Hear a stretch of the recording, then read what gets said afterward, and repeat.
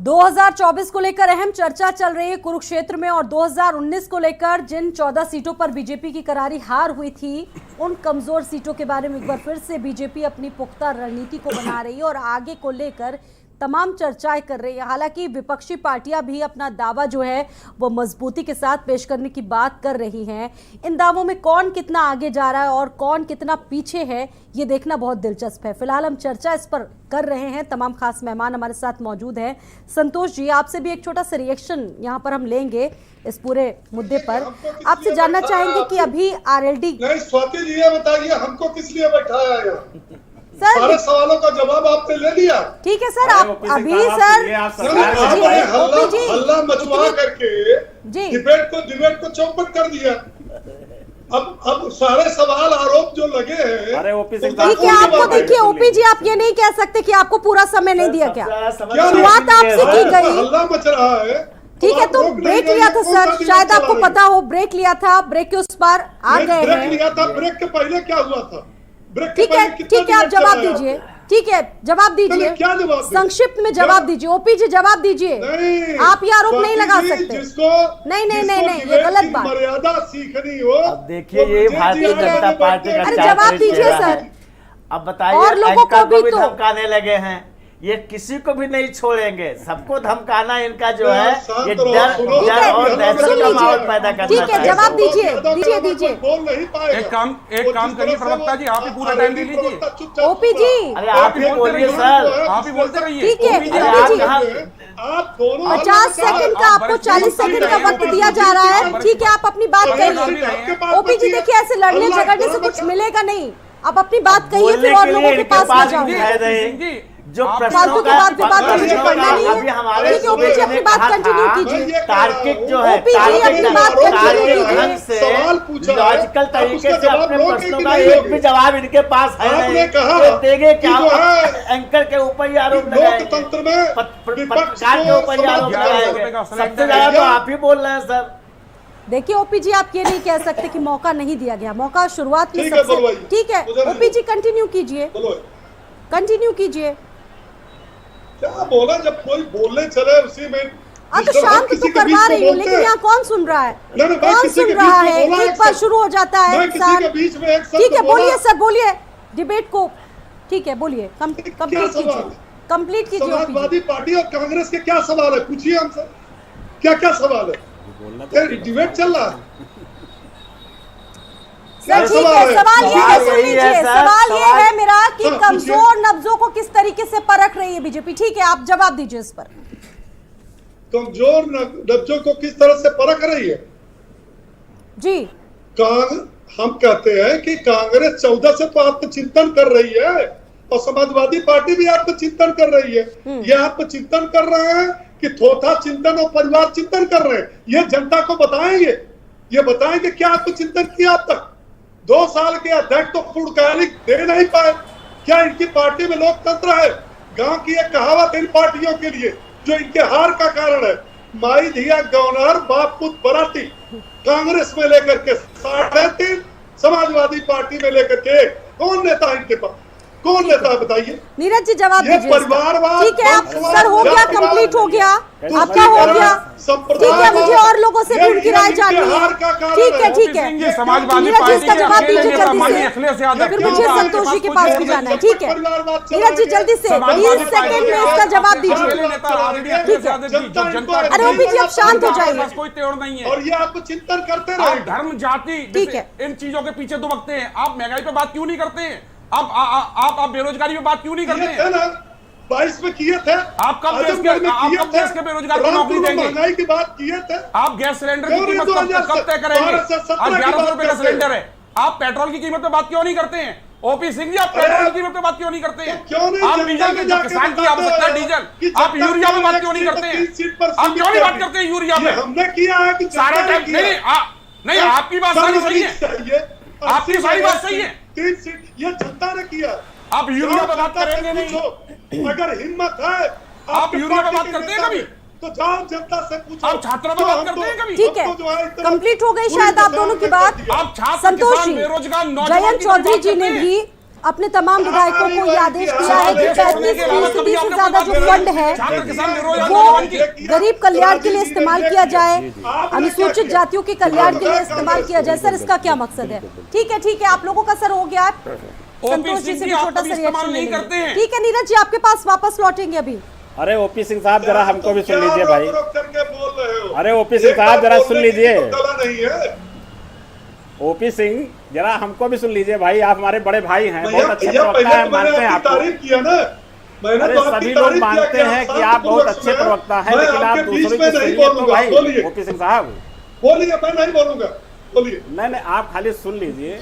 हम ये कह रहे हैं कि आप इतने अच्छे प्रवक्ता हैं, आपका स्वभाव बहुत अच्छा है, लेकिन जिस समय आप बीजेपी के प्रवक्ता हो जाते हैं उस समय आप थोड़ा ज्यादा बोल जाते हैं। बस यही समस्या है। मैं सिर्फ आपको ये बताना चाहता हूँ। अरे आप काहे बोल रहे हैं, मुझको सुन लीजिए भाई। ये बीच में क्यों बोल रहे हैं? ओपी जी सुन लीजिए, ओपी जी सुन लीजिए। सुनाइए। देखो, भारतीय जनता पार्टी जो है वो रामायण की चौपाई है कि रावण रथी बिरथ रघुवीरा, आप रथ पे सवार हैं। ठीक है, आपकी केंद्र में सरकार है, आपकी उत्तर प्रदेश में सरकार है, आपके पास सीबीआई है, आपके पास ईडी है। ठीक है, आप विपक्ष को इस तरीके से दबाते हैं कि वो कुछ बोलने से, आप बोलने से भी उसको मना करते हैं। हम पब्लिक में क्या बोले हैं, बोलने के पहले आप ईडी के नोटिस पहुंचा देते हैं, आप किसी की गिरफ्तारी करा देते हैं, किसी के ऊपर एफआईआर करा देते हैं।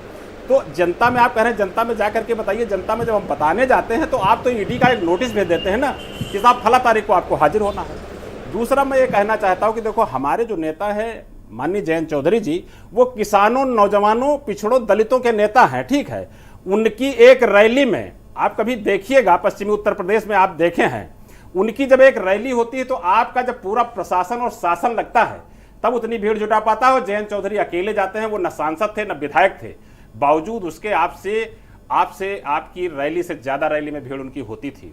आज की डेट में बता रहा हूं कि जयंत चौधरी, 8 विधायक, हमारे 30 हारे हुए विधायक, हमारे प्रदेश अध्यक्ष रामाशीष राय जी पूरे उत्तर प्रदेश में इस समय पूरे उत्तर प्रदेश के ब्लॉक में जाकर के कमेटी गठित कर रहे हैं और सदस्यता अभियान चला रहे हैं। पूरे पश्चिमी उत्तर प्रदेश में आप ये मान के चलिएगा कि आप भारतीय जनता पार्टी, अगर आपने शासन प्रशासन का प्रयोग न करे तो आप वहां पे घुसने की हैसियत और क्षमता नहीं रखते हैं। जनता वहां आपसे इतनी पीड़ित है। आज की डेट में जो आपने ये अग्निवीर योजना चलाई है, अग्निवीर योजना मतलब सैनिक समाप्त कर दिया आपने, उसको योजना बता दिया। जैसे कौन सा मनरेगा योजना, जवाहर रोजगार योजना, वैसे आपने बना दिया अग्निवीर योजना। अग्निवीर योजना जो आप डालने जा रहे हैं ना, तो पश्चिमी उत्तर प्रदेश के किसानों के जो नौजवान बच्चे हैं जो उसमें भर्ती होना चाहते हैं, वो सब मीटिंग कर रहे हैं ब्लॉक स्तर पे, गांव स्तर पे। उनकी भर्ती आपने जिस तरीके से 3.5 साल की नौकरी देने का काम उनको करने जा रहे हैं, उनकी बेइज्जती करने जा रहे हैं। वो सब सैनिक बनना चाहते हैं, वो देश के लिए शहादत देना चाहते हैं, वो देश की बॉर्डर पर रहना चाहते हैं। लेकिन आप क्या करने जा रहे हैं कि साहब आप भर्ती होइए, जिस दिन हम भर्ती होंगे उसी दिन हम रिटायरमेंट का जो है लेटर लेने के लिए तैयार हो जाएंगे। तो जो आपकी योजनाएं हैं, ये ऐसा नहीं है कि ये खाली आपका अहम है कि भारतीय जनता पार्टी जो है चुनाव के लिए बहुत तत्पर है और हम 24 सीटें हारे थे, वहां पे हमने काम करना शुरू कर दिया। ऐसा कुछ नहीं है, जनता भी बहुत कुछ जानती है। आप जितना कुछ सोचते हैं उससे ज्यादा जनता जानती है, बशर्ते समय आने दीजिए, समय आपको बताएगा कि आप क्या हैं। ठीक है, रुद्र प्रताप दुबे जी, देख रहे हैं तमाम लोगों की तमाम बातें निकलकर सामने आ रही हैं और ऐसे में एक मजबूत रणनीति के साथ सभी अपनी बातों को कह रहे हैं। अब विश्लेषण किस तरीके से करेंगे, क्योंकि 2022 की चुनौतियां अलग थी, 2024 की चुनौतियां अलग हैं। बिल्कुल, अगर पूरे भारत की परिदृश्य से देखें तो भारतीय जनता पार्टी के लिए चुनौतियां अलग हो जाएंगी। अगर मैं भारत की परिदृश्य से करूं, पंजाब में वो अकाली दल के साथ थे, इस बार अलग हो जाएंगे। महाराष्ट्र में शिवसेना के साथ थे, नहीं है। बिहार में रामविलास पासवान जी इस बार नहीं मिलेंगे। तो अगर पूरे भारत के हिसाब से देखें तो बीजेपी के लिए चुनौतियां अलग हैं। लेकिन उत्तर प्रदेश आते हैं तो यहाँ पे आप रणनीतियों को, अगर मैं ये कहता हूँ योगी आदित्यनाथ जी लगातार दूसरी बार मुख्यमंत्री बनने वाले पहले शख्स हैं, तो यहाँ पे आपको ये आभास होता है कि उत्तर प्रदेश में भारतीय जनता पार्टी ज़मीन पे ज़्यादा मेहनत करती हुई दिखती है। कम से कम यहाँ पे वो दिख रही है और वो उसके प्रयासों में भी दिख रहा है। न केवल मुख्यमंत्री लगातार आपको चलते हुए दिख रहे हैं, बल्कि वो मीडिया से कटे हुए भी नहीं हैं। जैसा कि तमाम मुख्यमंत्रियों के बारे में कहा जाता है कि वो प्रेस कॉन्फ्रेंस से भागते हैं, इंटरव्यूज से भागते हैं, ऐसे उत्तर प्रदेश के मुख्यमंत्री के साथ नहीं। दूसरी बात, जो दूसरे विपक्षी पार्टियां हैं उनको अपने रणनीतिक तौर पे भूलों को सुधारना होगा। 2024 में आपको ध्यान रखना पड़ेगा, जब कोविड में लाशें उतरा रही थी गंगा पे, तो सदन संसद की बात कर रहा हूं, मैं पेगासस के मुद्दे पे वॉकआउट कर रहा था। आपको देखना पड़ेगा कि कोविड का मुद्दा ज़्यादा बड़ा था कि पेगासस। आज पेगासस का नाम लेने वाला कोई नहीं है। तो जब आप रणनीति को उतारें तो चुनावी रणनीति के साथ जोड़ के उतारें, क्योंकि जब भारतीय जनता पार्टी बनाती है मंत्रियों को तब उसके बाद बोर्ड लगते हैं। अब की बार ओबीसी सरकार, हर चीज़, अगर कोई राष्ट्रपति भी बन रहा है तो वो चुनावी रणनीति को ध्यान में रख के करते हैं, और राजनीतिक दलों का यही कर्तव्य है। वो राजनीति कर ही इसीलिए रहे हैं कि वो सत्ता में रहें।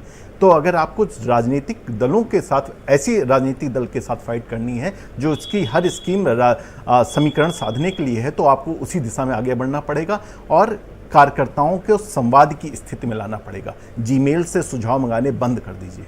उत्तर प्रदेश एक ऐसा राज्य है, राजनीतिक तौर पर सबसे जागृत राज्य है। आप कार्यकर्ताओं के साथ संवाद करें, उनके घर पे जाएं, दुख सुख में खड़े हों, मुझे लगता है वहीं से रास्ता निकल आएगा। जी सर। ओपी जी, 2019 की अगर बात करें तो गठबंधन हुआ था सपा बसपा रालोद का, और इस वजह से दलित मुस्लिम जाट वोटर्स ने कई सीटों पर लाम बंद होकर आपके गणित को बिगाड़ दिया था। तो इस बार किस तरह की पुख्ता रणनीति आपकी तरफ से बन रही है ताकि चुनौती दे सके आप? बिल्कुल सही कहा आपने। और मैंने जब पहली बार आपने विश्लेषण किया तो मैंने कहा था कि जो 7 सीटें हारे थे उसमें जाति समीकरण कुछ इस तरह से था कि हम हार गए। लेकिन आप ये देखिए कि उसके बाद सबसे बड़ा जाति समीकरण का जो चुनाव हुआ वो रामपुर और आजमगढ़ का हुआ। लेकिन वहां पर हमारी योजनाएं, हमारे काम, बूथ स्तर तक का काम जो हमने किया है, बूथ स्तर पर लोगों को जोड़ा है, जनता के बीच में जाकर के हमने जो बताई है उसमें वो कहाँ रही, टूट गई। कहाँ, आपको याद है ना कि रामपुर में कौन कितना प्रतिशत है, और आप एंकर है तो आपको ये भी पता होगा कि आजमगढ़ में कौन कितनी जात का प्रतिशत है।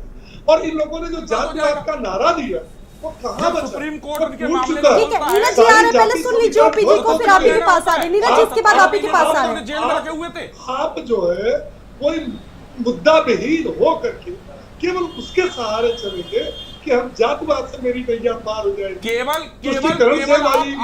प्रशासन के साथ जाकर चुनाव लड़ते हैं और समाजवादी पार्टी के ठीक है ओपी जी, एक सवाल और नीरज जी बार बार उठा रहे हैं कि प्रशासन का सहारा लिया जाता है चुनाव को जीतने के लिए। इन बातों में जरा कितनी हकीकत है?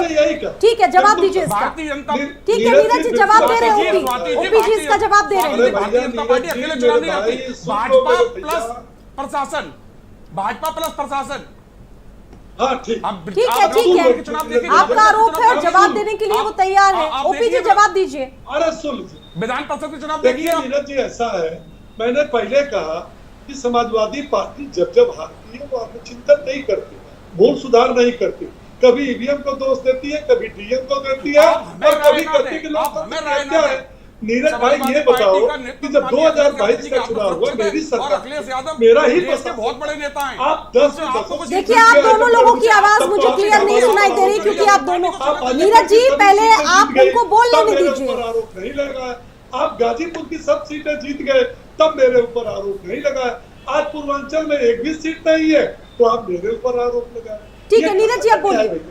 ठीक है नीरज जी कंप्लीट। हाँ बोलिए नीरज जी। पूर्वांचल में आपके डिप्टी सीएम केशव मौर्य भी चुनाव हारे हैं। हाँ ठीक है, हारे हैं, मैं क्या करूं, जीत गए, हारे हैं भैया, बोलिए नीरज जी, कहिए, पूछिए नीरज जी। ठीक है, आपके डिप्टी सीएम केशव मौर्य चुनाव हारे, आपके कितने बड़े नेता चुनाव हारे, आपके कई मंत्री चुनाव हारे। हाँ भैया, कह तो रहा हूँ कि हार गए, अब कैसे कहूँ, कह तो ठीक है, इस पर रिस्पॉन्ड करना चाह रहे हैं, संतोष जी भी कुछ कहना चाह रहे हैं और देवेंद्र जी भी इस पर रिस्पॉन्ड करना चाह रहे हैं, सब छोटे छोटे रिएक्शन। दूसरा सवाल, ठीक है, दूसरा सवाल। अरे ओपी सिंह साहब जरा 1 मिनट सुन लो भाई, हमको भी। कौन, देवेंद्र जी?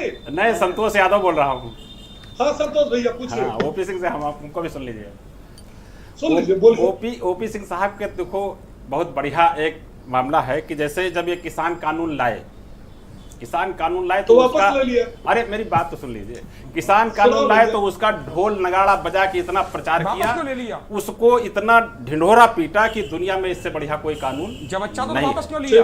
पब्लिक में ये बताया गया कि साहब वो किसान कानून है, उससे किसानों की आमदनी दोगुनी हो जाए, किसान राजा हो जाए, माफी भी मांगे। और नहीं, जब किसान कानून वापस हुआ तो भी उसका ढोल नगाड़ा बजाया गया कि साहब वो किसान कानून जो है वापस हो गया, आप किसानों को क्या बहुत फायदा हो पूछना चाहते जाएगा। हैं? अरे मेरी बात तो सुन लो, मैं बीच में नहीं बोलता हूँ, मैं बीच में नहीं बोलता हूँ। पुरानी तो बात देखो, कितना भारतीय सुनो। जनता पार्टी का एक ऐसा रोल है वर्तमान बातचीत में करने बात का करो।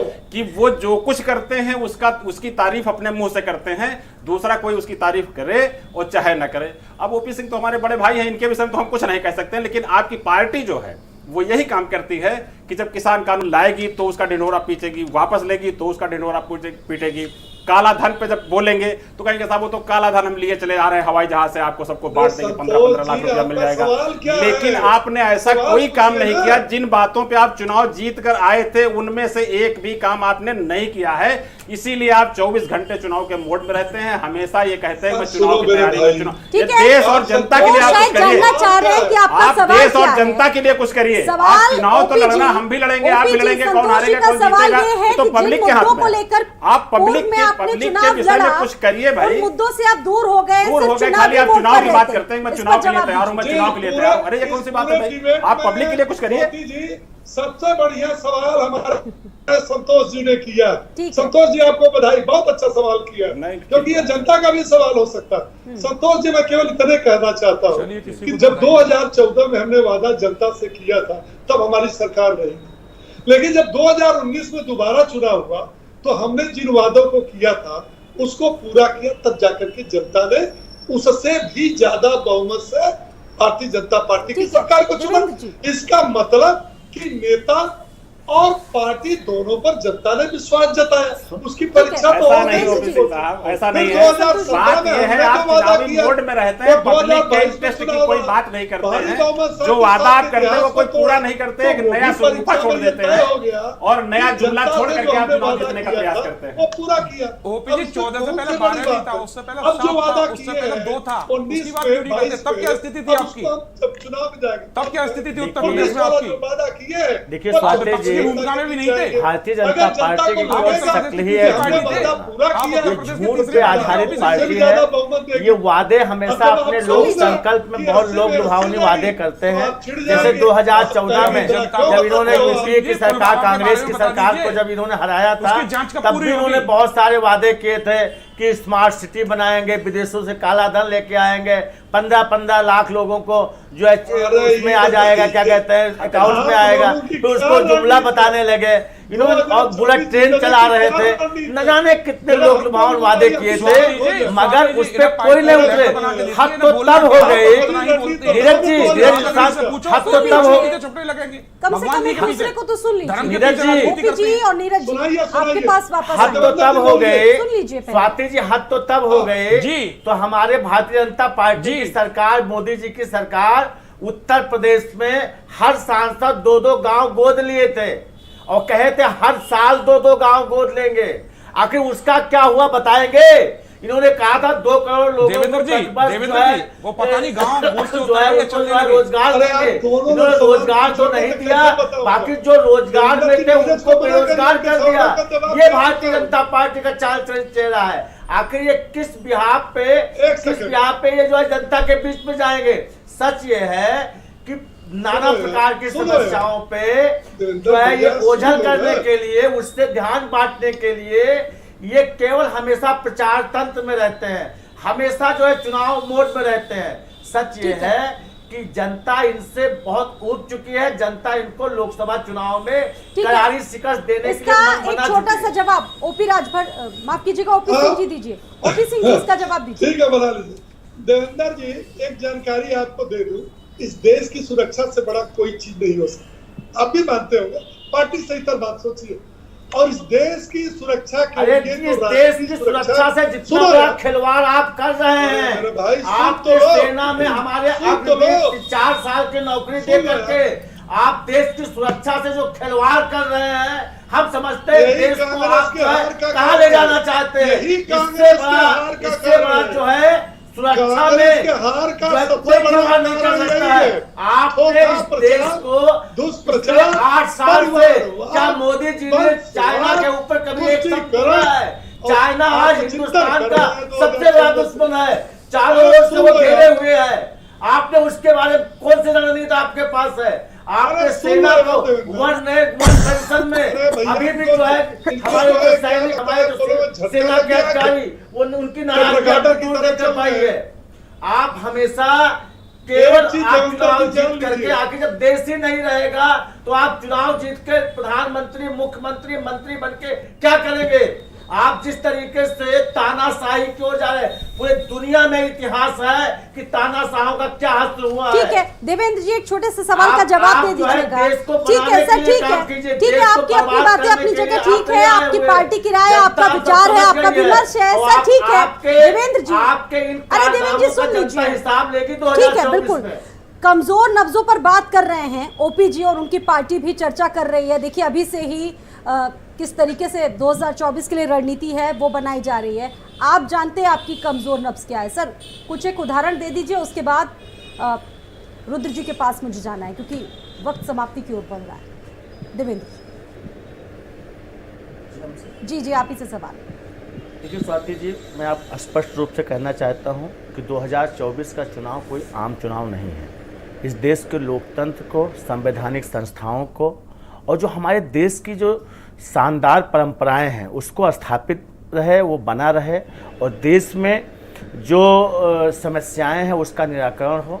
निश्चित तौर पे इस डिबेट में बहुत सारे ऐसे मुद्दे उठे हैं, जो महंगाई का मुद्दा, चाहे वो बेरोजगारी का मुद्दा हो, चाहे वो हमारे जो है अग्निवीर युवा साथियों का मुद्दा हो, ये 2024 में मुख्य मुद्दे होंगे और भारतीय जनता पार्टी के पास कोई इसका जो है तथ्यात्मक रूप से कोई जवाब नहीं है और जनता इनको करारा शिकस्त देगी। ठीक है। माइक्रो मैनेजमेंट को किस तरीके से आप देख रहे हैं रुद्र जी? पूर्व प्रधानमंत्री आई के गुजराल की किताब है, उसमें उन्होंने माइक्रो मैनेजमेंट को चुनाव की रणनीति का हिस्से को बहुत अच्छे तरीके से 2 तरीकों से उन्होंने समझाया।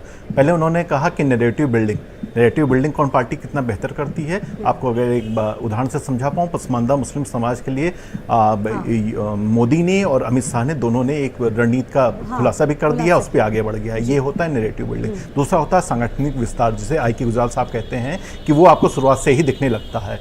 न केवल प्रवक्ता आपको ज़्यादा दिखाई पड़ेंगे, बल्कि वो प्रदेश अध्यक्ष से लेकर नीचे तक के राज्यसभा सदस्य और मंत्री आपको जगह जगह फैले हुए दिखाई पड़ने लगेंगे। इसे ही कहते हैं सांगठनिक विस्तार। तीसरी चीज़ मैं आज के हिसाब से जोड़ देता हूँ, सोशल मीडिया पे मजबूती। ये 3 चीज़ बेहतर रहेंगी तो आप किसी भी चुनाव में दमखम से लड़ने के योग्य बन जाएंगे। जी स्वाति जी। ठीक है नीरज जी, इस पर कुछ कहना चाहेंगे आप?